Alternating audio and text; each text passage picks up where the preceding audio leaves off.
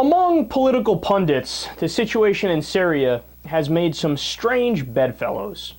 There's some people who are typically understood as never having met a war they didn't like, that now all of a sudden they're anti-war doves, and they're in favor of minding our business and maintaining peace at home and not doing anything abroad. Now, look, to be clear, as you guys know, I agree that we shouldn't get involved in Syria, but to have people on our side like Sean Hannity, it almost makes me want to go to war, right?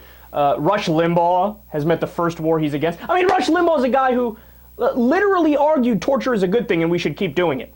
He was one of the most fervent hawks while we were in Iraq, and when it already went to shit, he was saying, we have to stay the course and keep doing it. If you want to end the war, you're un-American, right? You're unpatriotic.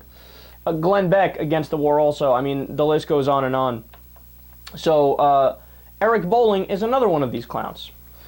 So look at the stunt he played. It's almost, I'm embarrassed to have him on our side. Look at the stunt he did today, and then I have another awesome piece of tape to show you. President Obama, you brought America into the red line discussion. That's why people are talking on the Senate floor. I have to do this. Okay. What is that? Is that ketchup? We should be very selective on how and when we shed blood, ours or theirs. American patriots shed blood to protect our families, our country, our way of life, but there's no reason to shed blood, ours or theirs, for a civil war between two radical Muslim groups who frankly hate us. So we should be very careful before we shed any more blood, ours or theirs. This is not our war, people. We need to stay out of the Middle East. See, what Eric Bolling thinks when he does something like that, as a lot of the conservative commentators think, they really believe that they're like the saviors of America, that they're the modern-day Paul Revere standing up for what's right, and they're going to go down in the history books as these deep, special people who really saved America and the American dream.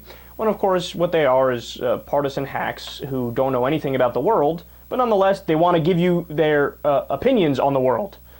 So he's clear. Do not get involved in the Middle East, specifically when there's a civil war going on between Muslims that don't give a fuck about us either way, right?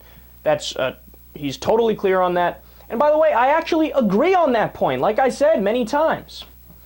So here's another thing to keep in mind. Remember when we were in Iraq? It was the liberals and the progressives and me who was saying, hey, we are in the middle of a civil war right now. You have the Sunnis fighting the Shias. There's sectarian violence. We're only making the situation worse. There's been a lot of civilians that have died as a direct result of us. We're creating instability in the region, so on and so forth. But what was clear is that we were in the middle of a civil war between two warring Muslim factions that don't care about us. So, of course, Eric Bolling, since he's principled, he took the exact same stand that he did today back when the same situation was happening in Iraq. We had to take Saddam Hussein out. We had just been punched in the face with 9/11. The Afghanistan war was starting up. We had to do what we did. I think it was the smartest thing George Bush did. He restored confidence in America. Oh, come on, man.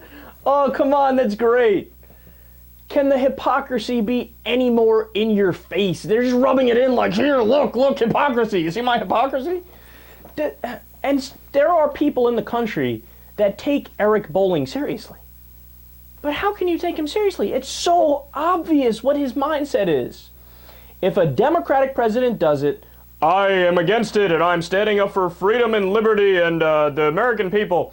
But if a Republican president does it, oh, it was the greatest thing ever and we were doing it because of all these high-minded values and it was rational to go ahead and do the war. It's ridiculous. It makes no sense.